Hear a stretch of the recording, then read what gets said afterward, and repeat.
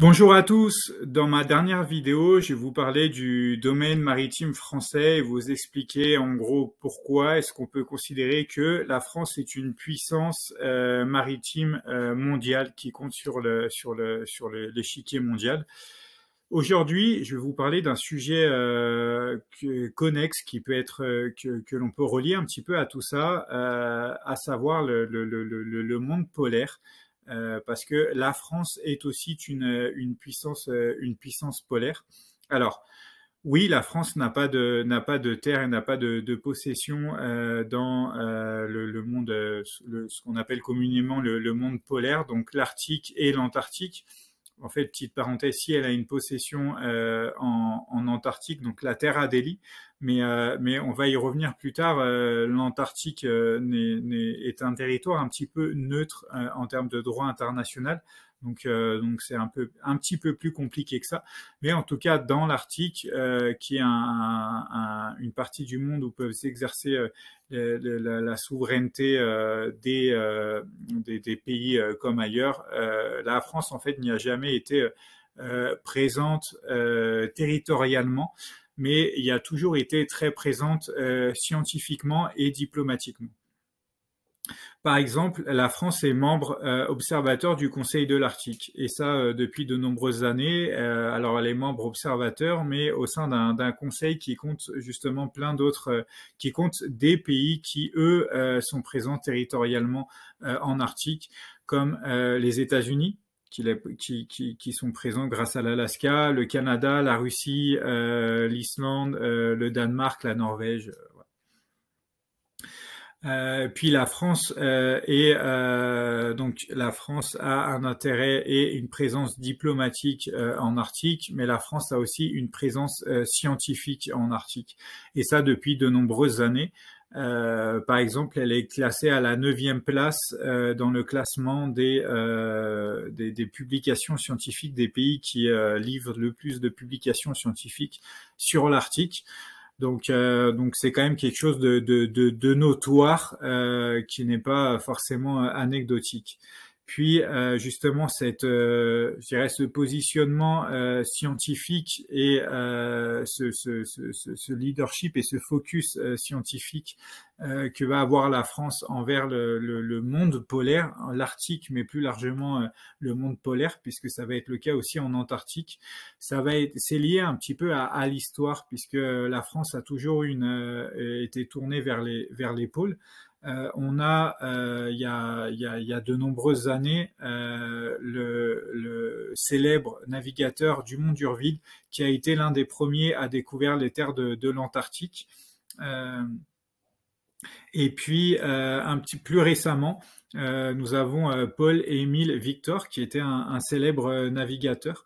Alors, j'ouvre une petite parenthèse. Paul-Émile Victor est aussi dans sa vie personnelle le père de Jean-Christophe Victor, qui était l'ancien présentateur de la très bonne émission qui passait sur Arte, enfin je crois qui passe toujours sur Arte d'ailleurs, mais c'est plus lui qui est présente parce il est décédé depuis, mais le dessous des cartes, donc Jean-Christophe Victor, l'ancien présentateur du dessous des cartes, est le fils de Paul-Émile Victor, qui est en fait à l'initiative des premières, en tout cas des premières grandes expéditions polaires en Arctique. Paul-Émile Victor avait créé justement les expéditions polaires françaises en 1947.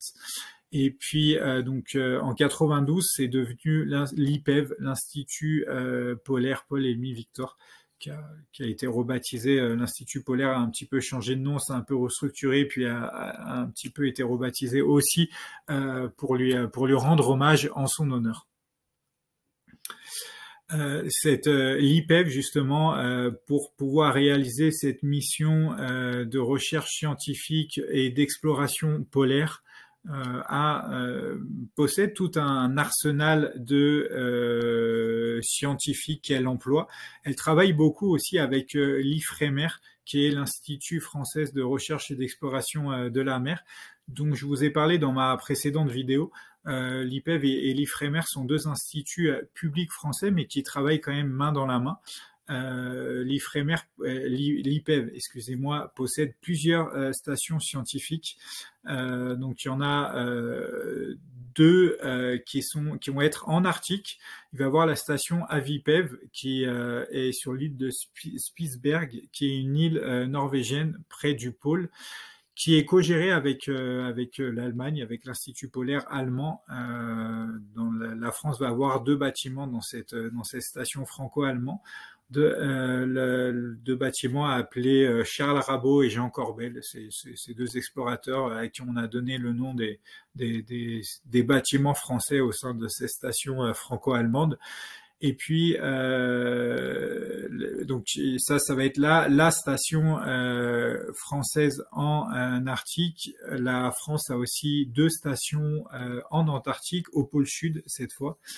La station Dumont d'Urville, du nom justement du célèbre explorateur qui avait été l'un des premiers à découvrir justement ce vaste territoire, il y a bien longtemps. Et puis la station Concordia aussi, qui elle aussi est une station co-gérée avec un autre pays partenaire entre guillemets. Cette fois c'est plus l'Allemagne mais c'est l'Italie. Donc la station Concordia est une station franco-italienne située en Antarctique, sur le plateau de l'Antarctique. Et la France aussi va avoir plusieurs stations, 3 stations en fait sur ces îles subantarctiques, donc les TAF, Terre australe et antarctique française, une sur les îles Kerguelen, port-au-français, la station Alfred Fort sur l'archipel Crozet, et puis la station Martin de Viviès qui elle va être sur l'île Amsterdam. À cela s'ajoute une flotte de bateaux qui permettent justement de faire un petit peu la jonction et le ravitaillement entre toutes ces îles, toutes ces stations scientifiques.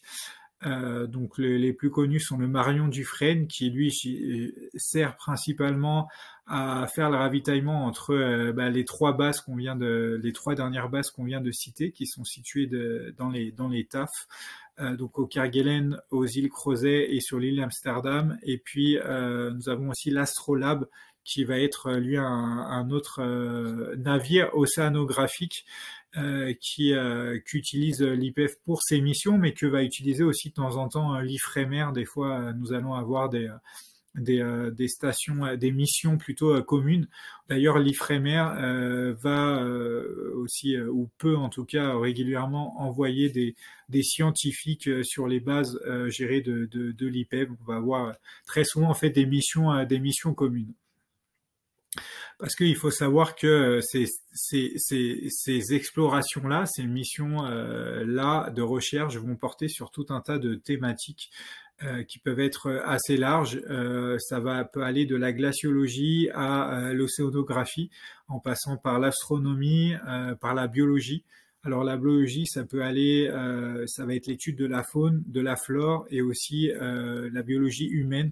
Par exemple, tout simplement un petit peu de tester comment réagit le corps humain à des températures extrêmes en conditions polaires, tester un petit peu comment est-ce que le corps réagit en hibernation ou des choses comme ça, un petit peu comme aussi peuvent le faire les astronautes dans la station spatiale et la station internationale. On essaie un petit peu de tester le corps humain. Bah voilà, l'espace est je dirais, un environnement extrême. Les pôles sud ou nord le sont aussi. Donc il y a des tests scientifiques qui sont des expériences scientifiques qui sont aussi réalisées dans ces stations-ci. Il faut savoir qu'il y a une petite différence en fait entre l'Antarctique et l'Arctique. En Antarctique, l'Antarctique est un domaine dans lequel il est interdit d'y posséder des territoires, de revendiquer de la part d'un pays des territoires, des ressources naturelles, etc. L'Antarctique, depuis le traité de l'Antarctique, qui est un traité qui a été ratifié par quasiment une bonne partie des pays du monde maintenant, est reconnu comme étant d'utilité publique, comme appartenant à la totalité de l'humanité. Donc en fait, l'Antarctique est un territoire qui nous appartient à tous et sur lequel personne n'a revendication ou de souveraineté à faire revendiquer. Ça, c'est le droit international qui le dit. Il y a des possessions. L'Antarctique a été divisé en différentes possessions, différents pays, entre la France, le Chili, l'Argentine, l'Allemagne, etc. Mais ça, c'est vraiment juste à des fins scientifiques, à des fins de recherche. Il y a vraiment rien d'autre qui est fait sur ce territoire que des expéditions scientifiques, polaires. Bon, il y a certaines expéditions touristiques aussi qui y sont faites, mais très peu. Et là encore, il faut que écologiquement tout soit bien préservé là-dedans. Par contre, en Arctique, c'est un peu différent. En Arctique, c'est un petit peu plus le Far West, je dirais. C'est un territoire sur lequel là, les revendications territoriales peuvent être faites par les pays. C'est un territoire aussi dans lequel et sur lequel les ressources naturelles peuvent être exploitées. Et donc les recherches et l'objet des recherches qui vont y être faites vont être un petit peu différentes. Alors bien sûr, on va toujours avoir des recherches faites sur la glaciologie, l'astronomie, la biologie, l'océanographie, etc. Comme dans l'Antarctique, on va avoir ces recherches scientifiques-là qui vont être faites. Mais par contre, et ça va être le cas de la France notamment, il va avoir un petit peu plus de jeux géostratégiques et un petit peu plus de jeux géopolitiques, puisque en fait, chaque pays va vouloir un petit peu avancer ses pions. La France, qui n'a pas de possession et de territoire en Arctique, va elle essayer de placer un petit peu son savoir-faire industriel, son savoir-faire économique et va essayer un petit peu de placer ses entreprises. Par exemple, pour l'exploitation des hydrocarbures, la France a des entreprises reconnues comme Total, comme Engie. Donc là encore, il y a des explorations qui sont faites dans lesquelles Total et Engie peuvent être assimilés ou peuvent financer ou peuvent co-supporter entre guillemets des expéditions polaires qui vont être faites en Arctique, avec bien sûr un objectif de retour sur investissement derrière, si l'exploration et si l'exploitation d'une ressource naturelle X ou Y est possible.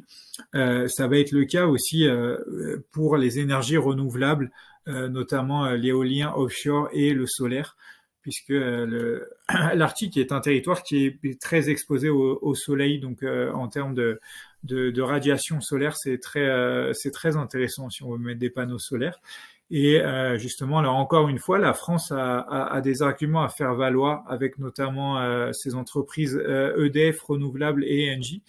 Donc là aussi, il va y avoir des raisons économiques qui vont et des enjeux économiques qui vont se mettre en place en Arctique.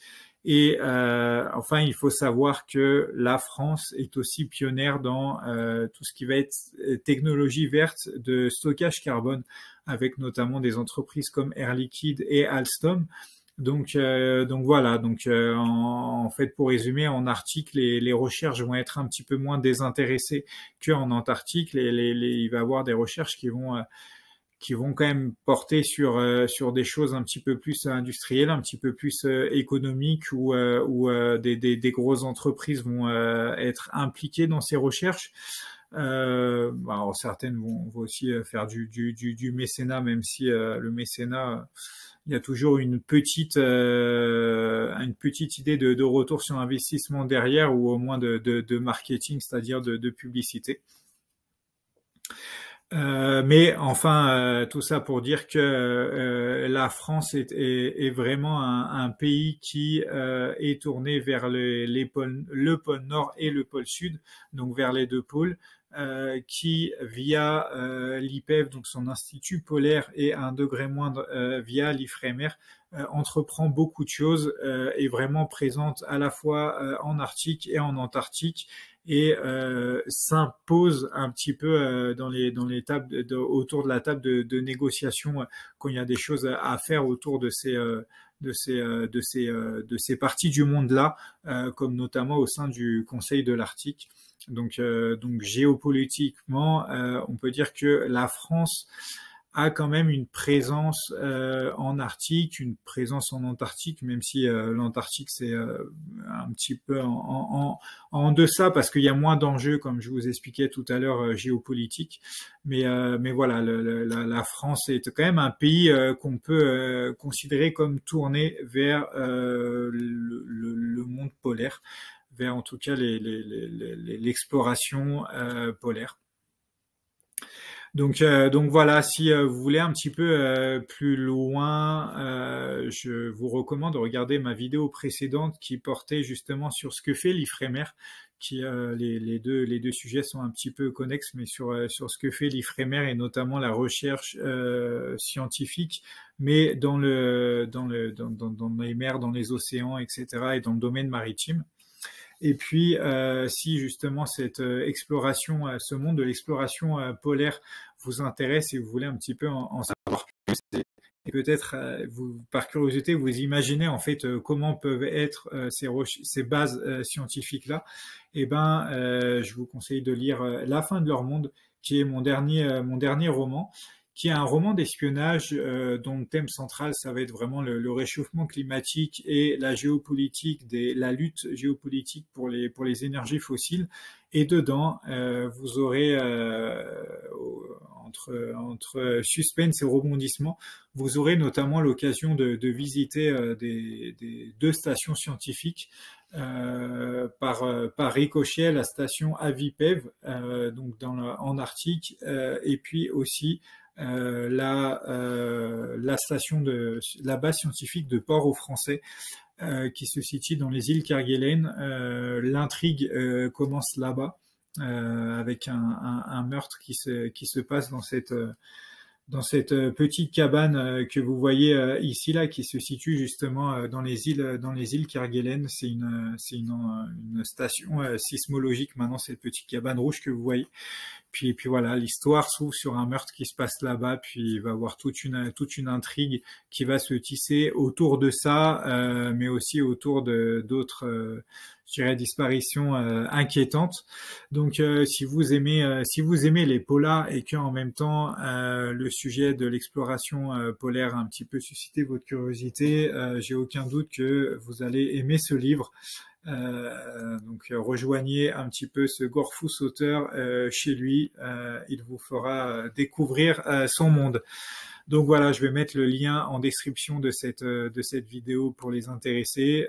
En tout cas, pour tous les autres, je vous souhaite une bonne journée, une bonne semaine. Au revoir.